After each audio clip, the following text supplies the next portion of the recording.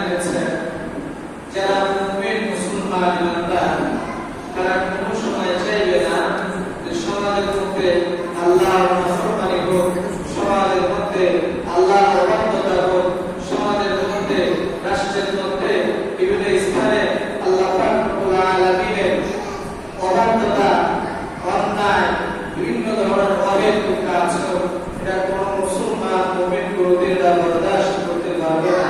একজন মুমিনের দায়িত্ব হলো, একজন মুসলমানের দায়িত্ব হলো সমাজের মধ্যে যখন দেখবে আল্লাহ তাআলার নাফরমানি হয়, সমাজের মধ্যে আল্লাহ তাআলার অবাধ্য হচ্ছে, সমাজের মধ্যে তারা করে গুনাহের কাজ করতেছে, শরীয়ত বিরোধী কাজ করতেছে, ইসলাম বিরোধী কাজ করতেছে, প্রত্যেকটা মুমিনের দায়িত্ব হলো এটা প্রতিবাদ করা, প্রত্যেকটা মুসলমানের দায়িত্ব হলো এটা প্রতিবাদ করা, প্রত্যেকটা মুসলমানের দায়িত্ব হলো হাতের মাধ্যমে হোক, জবানের মাধ্যমে হোক, তার অন্তরের মাধ্যমে হোক, যে কোন মাধ্যমে হোক, যেভাবে সম্ভব তাকে প্রতিহত করা।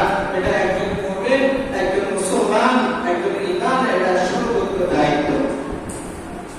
নাহি আনিল মুনকার এটা সমাজের মধ্যে খুব গুরুত্ব এবং খুব নাহি আনিল মুনকারের অনেক উপকার রয়েছে, নাহি আনিল মুনকারের অনেক গুরুত্ব রয়েছে।